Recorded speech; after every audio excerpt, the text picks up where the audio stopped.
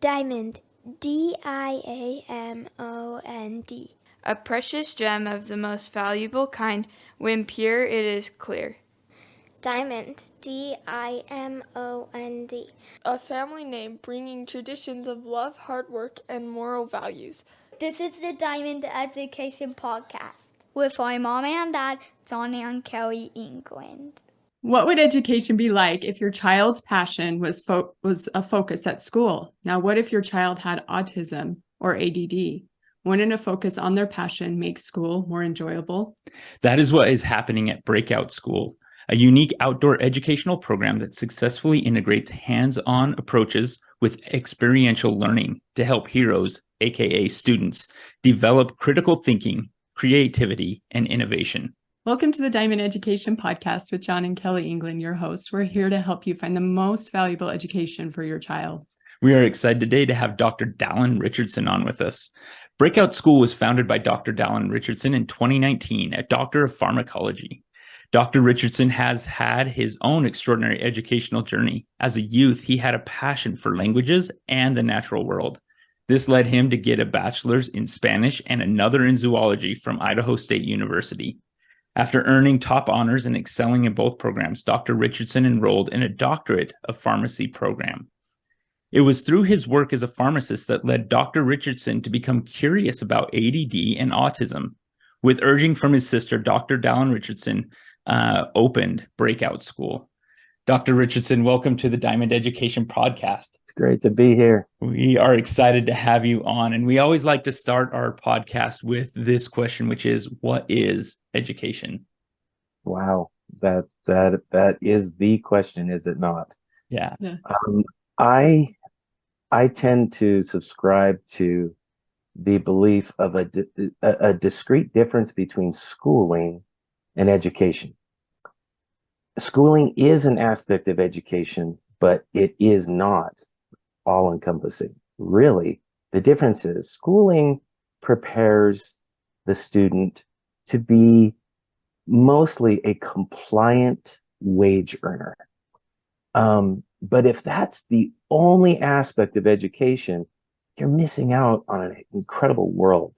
And the world of education really it's preparing these students for a lifetime of self-learning, of self-directed learning and critical thinking, discovering one's passions and interests, and really just exploring the world around us. I remember when I was in college, I would, ask my dad, am I going to school too much? Am I becoming a career college student? And he said, no. He said, every moment that you're educating yourself, you're actually creating your own, it's your own self entertainment. And I went, entertainment? That sounds just like goofing off or whatever. That's awesome. But that's actually what it is. It's so that if someone stuck you in a room and locked the door, you with your mind could actually entertain yourself and think of things that you've learned and do things like that. And that's actually an education. It's expanding yourself, not just your mind, it's your body, it's everything to encompass life. And it should never stop after you get out of quote unquote school.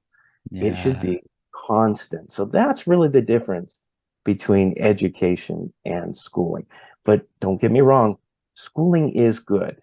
For the vast majority of people, that's the experience they'll have, is schooling. And, it really is kind of the standard model is schooling. But let's not lose sight that if there's a whole nother world out there, a world that never ends of gaining knowledge. Yeah, I love that, Dr. Richardson. I would even add on to that schooling can be education. It can be enjoyable and Yes. Yeah. So it all depends on how they go about it, isn't it? Yeah, absolutely. Yeah. And yet the best model is when the student, his or herself, is able to self-discipline, so that then order is in their life and then they can learn on their own. And instead of having someone say, hey, go sit here and fold your arms and do this. Yep. Yeah. Right. Yeah. Yeah. I love that. That actually, so going off that definition, because I love it. When I started homeschooling, I gained a whole new love of learning again, because as I was teaching my kids, I was learning, just even in the English language, I was like, oh, that's why that word is pronounced that way, like those things that I never learned, but it was also like enlightening and enjoyable. I think enlightenment is so enjoyable, like when things just start to click and make sense, and even math concepts with them, simple, to go over it with them again and learn. And anyway, so I love your definition on it's that self-motivated love of learning, really, education.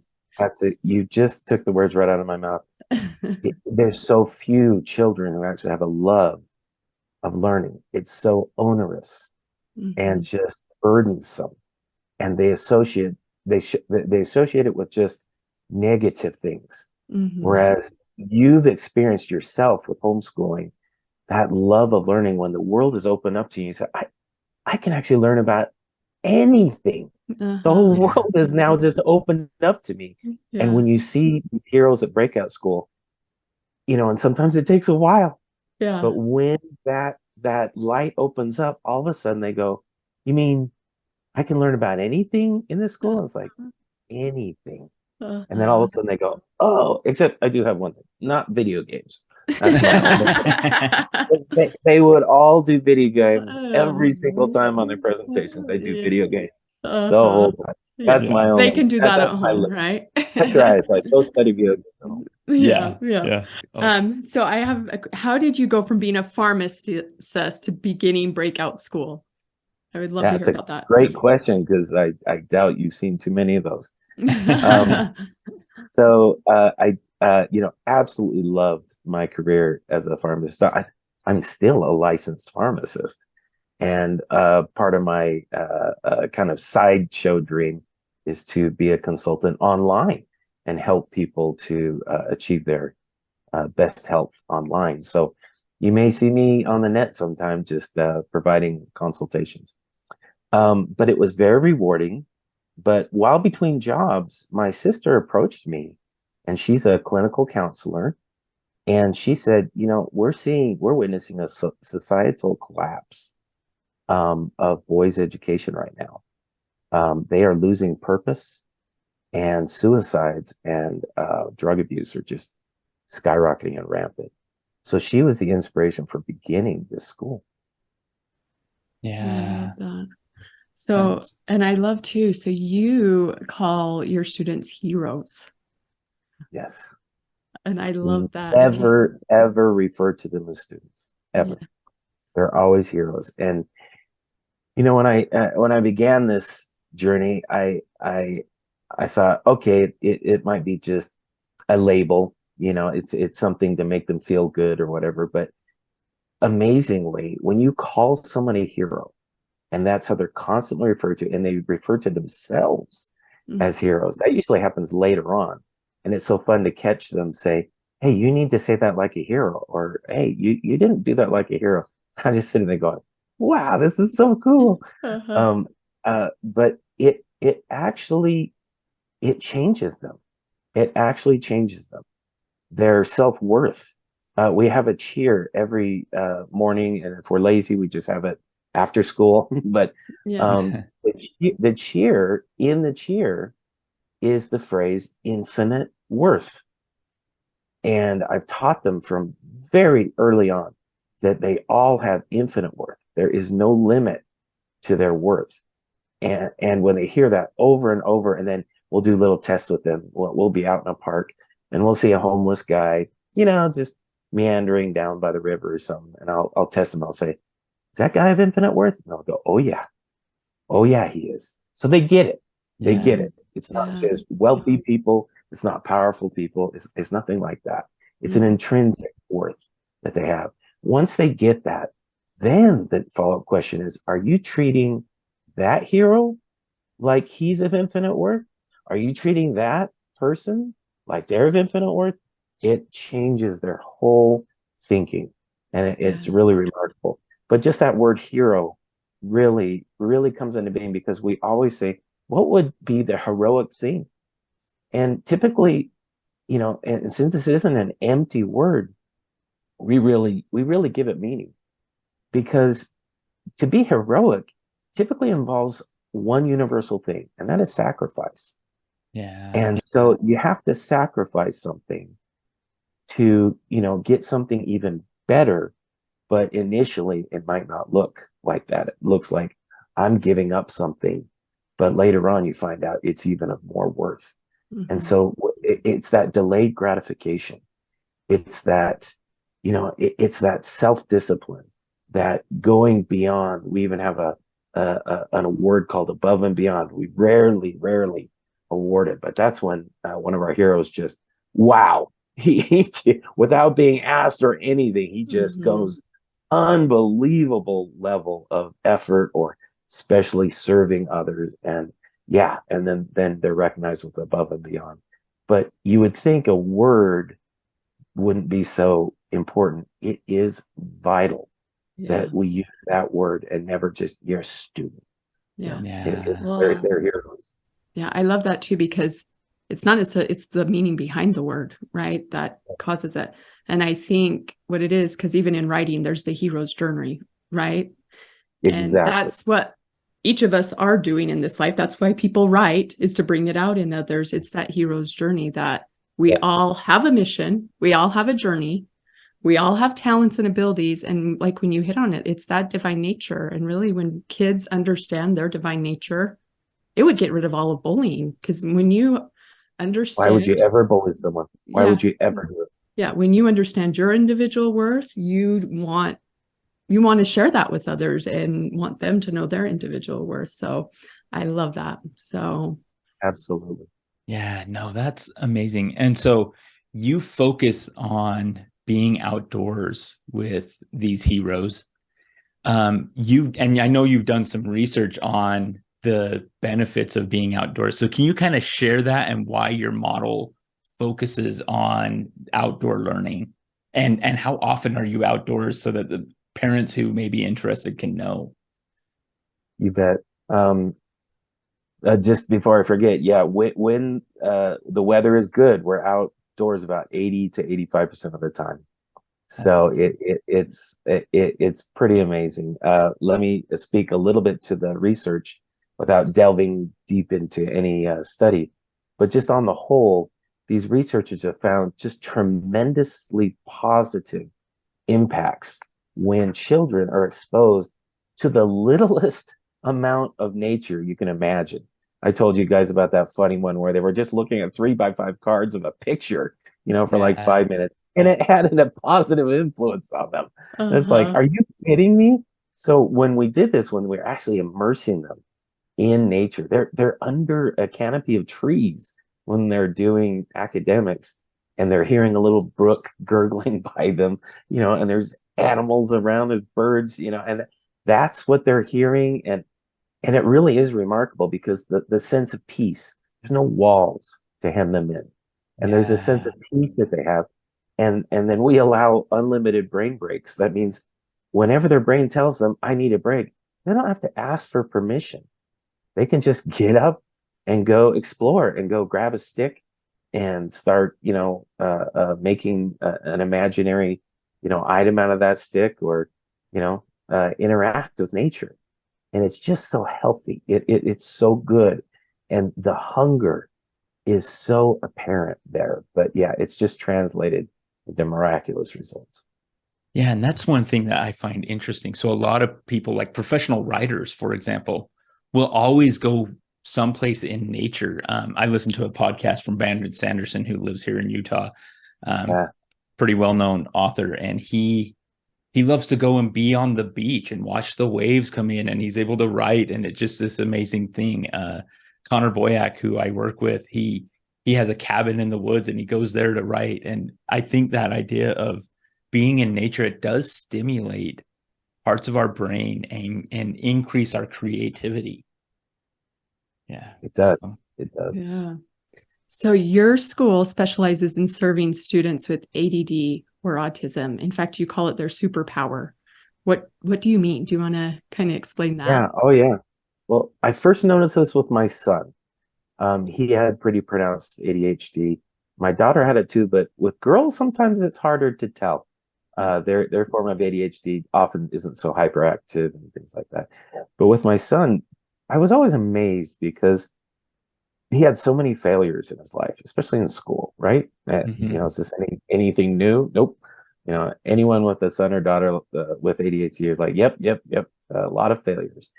And I always would just be so um, just just really anxious about him and go, is this the one that's going to bring him down? Is this a failure that's finally going to throw him into a depression or something? And it was amazing because he would bounce back from it just like it was nothing and go, oh, okay, I'll try again or I'll do something again. And I was sitting there thinking, man, in my life, if I had half of the failures he had, I would think I'm worthless. There's nothing that I can do. And yet the resiliency of some of these individuals with ADHD is tremendous. And I don't know if it's because they're used to, dealing with failure and just getting back up, or is it something about ADHD? I haven't figured that one out yet, but all I know is they're incredibly elastic and resilient to disappointments and failure. And really, what success is, right? It's going from failure to failure to failure. That's what success looks like. It's just keep moving, don't stop. Failing forward. Right, fail forward, exactly. And so, yeah, it just, and autism, I wasn't as familiar with that, but since I've been with the school, oh, okay, the greatest superpower really is that anyone with autism can focus on one thing and they can obsess about it to the point where they become an absolute expert beyond all experts. We actually have a hero, and his parents have definitely allowed me to share this, that he's very young and his knowledge of dinosaurs is stunning. He actually he specialized his knowledge not just about dinosaurs in general, but about, for example, Antarctic dinosaurs from primordial Antarctica or Asia or a certain subsection of Asia. And one time we were at Thanksgiving Point at the Museum of Ancient History, and a paleontologist actually listened to him, and he was just going on and on about his knowledge. And the paleontologist, and it was a woman, she actually said, just to let you know, he knows more about those areas of dinosaurs than I do. Wow. And I was That's like, so amazing. Yeah, and it's so interesting because the rest of us, if we don't have autism, would probably go, okay, if I see another thing about this, I'm gonna go crazy. I can only take so much in one subject. But as you know, Elon Musk has autism, and he has done the same thing in his life. He's taken these passions of his and just absolutely immersed himself in them. And look what the fruits are. It's just show me someone else, frankly, show me someone without autism that could do what he did. I don't think it's possible. Yeah. I really don't. The guy doesn't sleep. Yeah. And he's a superhero. Mm-hmm. And guess what? It really is a superpower. It's not a trite saying. No. I've seen it. I've actually seen it. And here's the real tragedy. Every one of these heroes, guess what they were called in other environments? They were called dumb. Yeah. And they were called failures. They were called, there are problems. Mm-hmm. And do you see, they were given that message, and it just rips your heart out. Yeah. That these heroes who had this incredible superpower were just held down, tamped down, and told they were broken. Yeah. And what a terrible, terrible thing to Mhm. communicate to anyone. Yeah. And through Breakout School, we've let them blossom, and they really believe it because it's true. They Yeah. see it. They see the evidence that they really do have a superpower. Yeah. And it is so cool when they realize that. And I'm Yeah. telling you, it takes a while for some of them. Many of them have been traumatized by the Yeah. system, where they come in just traumatized, and they don't believe it. They don't believe that they really think they are broken and that they're Yeah. irredeemable. And Yeah. yet we're able to, through just like what you said, that divine worth, that Mhm. infinite worth, we constantly reinforce that until they finally go, okay, yeah, I am. And then Yeah. once you have that knowledge, you can start building on that. Yeah. Yeah. Are you familiar with the story "You Are Special" by Max Lucado? I have not read it. Okay, so it's a story. It's an analogy, really, where there's this wood carver, and he makes these wooden people who then interact with one another, right? And there's this one, and he's like down on his luck and just like been beaten down, right? And he meets this other one who just nothing. They go around and like, if you're doing something good, they put a star on you, and if you're doing something bad, they put this gray dot on you, right? And so the main character has all these dots on him from the other wooden people, and he meets one who doesn't have any stickers on him at all, and he's like, And she's how did happy. you, and she's happy. He's like, how did you do that? Well, I went to the wood carver. And so he's like, well, would the wood carver even want to see me? He's like, oh yeah, the wood carver wants to see you. So this guy eventually goes over to the wood carver and like talks to him, and he's like, being like, hey, you are special, and the reason you're special is because I made you. Yeah. And no, if you believe that, nothing else any of the other wooden people say or do will even matter. And as he's walking out, he's like, he might be right. And like a dot falls off of him, right? And it's just this amazing like allegory of, God and us, right? God doesn't make mistakes. And the woodcarver says that in the book. I don't make And he mistakes. made him for a purpose. And he made him for Right, a purpose. right. And that's exactly, I think, what you're doing at Breakout School is you're taking these children who, have been labeled as broken or a mistake, right? Something's wrong with them. But really, God doesn't make mistakes. Like, he created us for a purpose. I mean, that young man's knowledge that you were telling us of a dinosaur, like, how amazing is that? Like, that the level of, we used to call them savants, right? Which is this amazing like term of like, that person has such depth of knowledge in that specific area that we have to come up with a special term, right? And I think that's something that is amazing about your school is how much they are elevated for being who they are. Yeah. And not asked to be something different. I think that's amazing. Well, and I love it. Can I add something to Yeah. that? Because education didn't used to be just a one size fit all. Like my daughter who is in third grade just did a report for a writing contest on Galileo, and he specialized in like philosophy and math and science. Like, and he had a purpose. He needed to explain to the people that we rotated around the sun, right? It wasn't the other way around, or and look at all these amazing things in history, and Galileo is a hero, and who knows, maybe he was, had some of those things today we would say is broken, right? Or some people would say, but it's interesting how I love at your school how you are taking these kids out of the box, because the box is damaging, and it is. And letting them fulfill their purpose, letting them be the heroes of their story. So, and if I could add something really quick, we have things called personal records, and they're constantly trying to break their own records. And it can be in anything. It can be in academics. It can be push-ups. It can be, anything. And we always stress that they're not competing against each other. And and I'm telling you, it is so easy for them to slip into a competition. It's almost like, wow, why do we do that? It's almost instinctive. How did you do? And I did better than you, or whatever.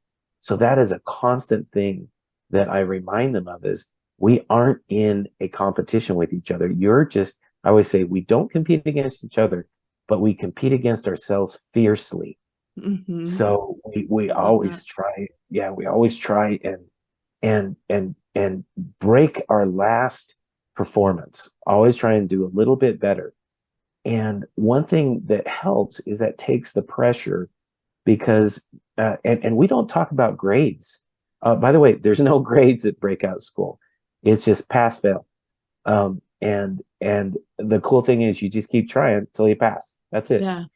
And many of them came in with terrible test anxiety because they'd see this big fat F or whatever, or failing on their report card or anything, and it would just reinforce, right, that they're broken. Yeah. At Breakout School, it's like they've gotten to the point where, understand, they come in with test anxiety, Mm-hmm. and now almost every hero, they're actually asking for the tests early. They're saying, I think I've got this concept. Hey, Doc, can you give me the test? I'm like, yeah, it's right here. They actually want to challenge themselves because they know they're not going to get, some arbitrary grade or anything like that. And isn't that cool that they're actually challenging themselves, going, give me that test, I'm ready. They don't want to waste time. Well, I always tell them, don't waste time repeating the math exercise. If you've got it, boom, here's the test, boom. And they just get them. They get them. And then they start going what I call light speed, where they realize there is no speed limit to learning. And then boom, they're just taking off. Anyway, I just needed to add that because I love it's that. really remarkable when you see them see the light and then they just go light speed. Yeah. And that's an amazing, I think, aspect. So I'm a former elementary teacher in the public system, and we don't do that in the public system. We don't allow kids to excel. We don't allow kids to slow down on things that they're interested in or areas that they're struggling either. Like, it's a very time certain model, not a learning certain model. And it's, I love that idea of them being able to go at their own pace so that they can just excel and specialize early. And I think that's just an amazing aspect of what you're doing there. And I'm sure that you see as they come in, like a difference in motivation as they realize, I can spend more time on the Antarctic dinosaurs if I want to. Right. So do you have, I don't know if there's something more you could maybe add to that, of like some other successes that you've seen as you've been working with these amazing heroes? Yes, I can definitely speak to that. So when the heroes come in the two core subjects, math and ELA, English Language Arts, those are the ones we're most concerned about, because studies have shown that those two things will determine kind of how the career and rest of the life of the we'll call them heroes in this case, but out in the rest of the world, students, how it will go. So those are the ones we really, really want to concentrate on. And so those are the ones that I've been measuring, since we started Breakout School. When they come into Breakout School, the average hero is behind 4 grade levels in math. Wow. 4. Wow. And at first I thought, oh my gosh, these poor heroes are just so far behind. And then when you learn that with ADHD, the brain of a person with ADHD is actually a third younger than their chronological age. So if they're 12, they're actually 7. They're 7 or 8 years old, right? They're 4 years younger than 12. Yeah. And so guess what? It matches. They're 4 years behind. That's about right. Yeah. So isn't that interesting that it half of my job is to educate the parents and go, you're freaking out that they're behind, but guess what? Their brain says I'm right at my right level. Mm-hmm. But here's the amazing thing. So despite the fact that they start 4 years behind with a brain that's 4 years behind, and in other words, there'd honestly be nothing wrong if they stayed, 4 years behind throughout, because as the brain matures, it tends to catch up, and they actually catch up with their peers later in life. They do. Yeah. So if these parents could just be patient and go, just please, don't do anything traumatic to this child because they're behind. But what happens with the system? They're labeled, and they just feel, totally, completely failure. Yeah. Well, at Breakout School, because those things are taken away, because the pressure is taken away, because they can truly go at their own pace, and the love of learning is encouraged and fostered, then the amazing thing to see is when these heroes, they really believe in themselves, and the results are that in the first year, our average after 1 year of Breakout School is over 3 grade levels ahead. Wow. They move up 3 grade levels in 1 year. Wow. And that's with 80% proficiency. In the English language arts, they come in, we do a 5 rubric scale for their writing, and they come in at about a 35%. So yeah, pretty rudimentary writing skills. After that first year, they almost double it. They're at 65% average. So those two core, if you learn nothing else other than math and ELA, you'd probably do pretty well in society, because you can pick up other things. But if you don't know how to read, you don't know how to logically think, pretty tough to succeed. So with those two, we've just seen those remarkable results.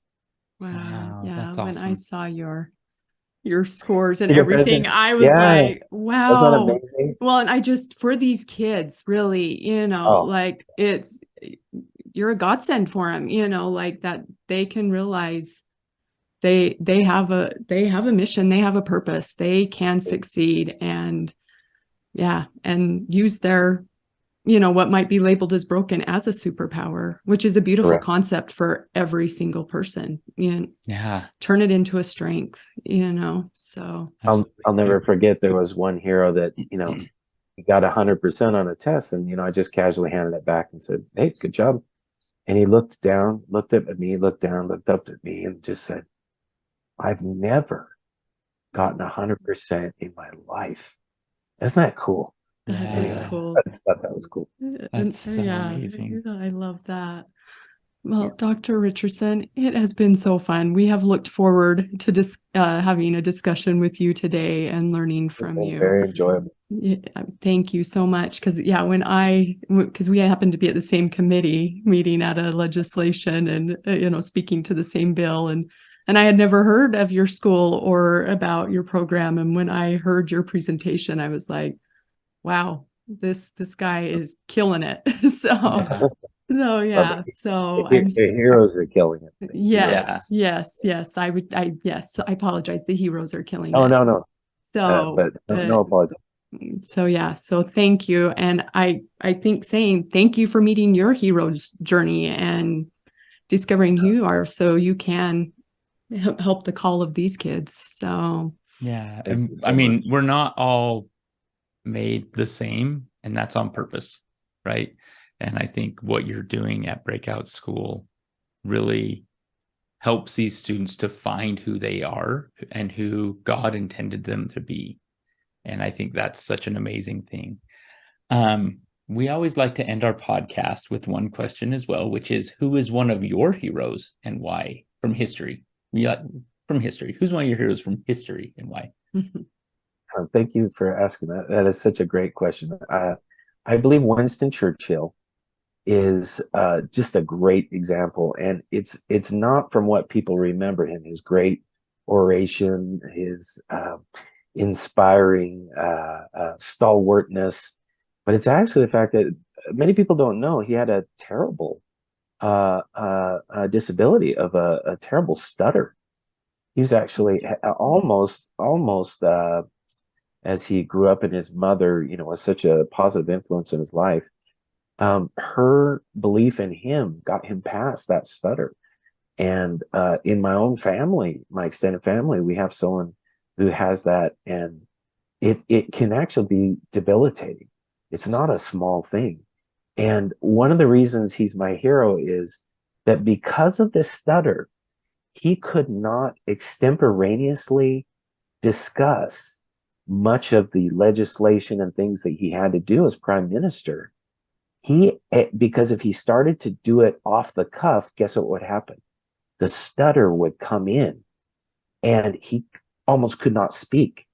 So believe it or not, and this is probably something I don't know if you guys know, very few people know this, that Winston Churchill would spend most of the night every day before he would go to Parliament, and he would practice in front of a mirror, not only his speech, of course, but any response that could have happened from a question from the opposite side of the aisle. Well, what about this, Mr. Prime Minister? What about this? And he would practice his responses until he had no stutter.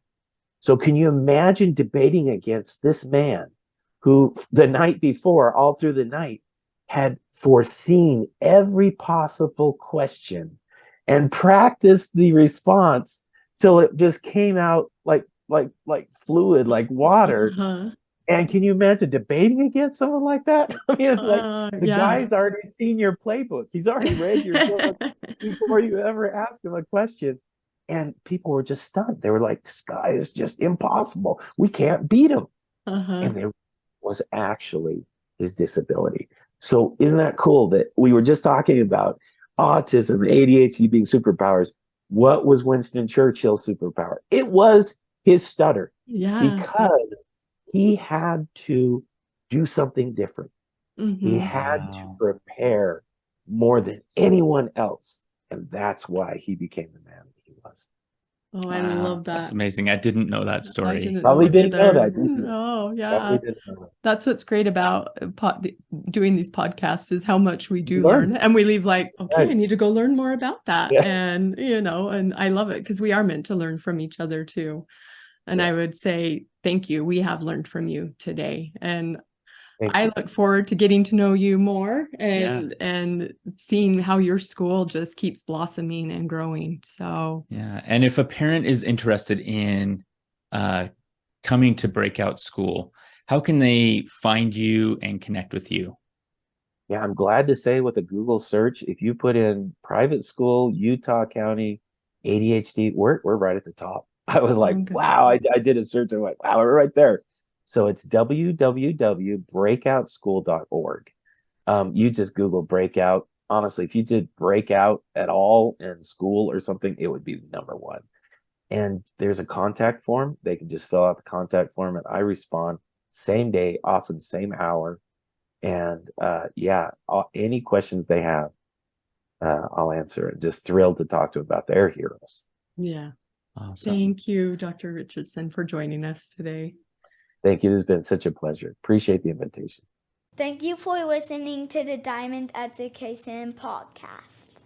You can connect with us on Twitter, Instagram, and Facebook at Diamond Education, DIMOND, or on our website, diamonded.com.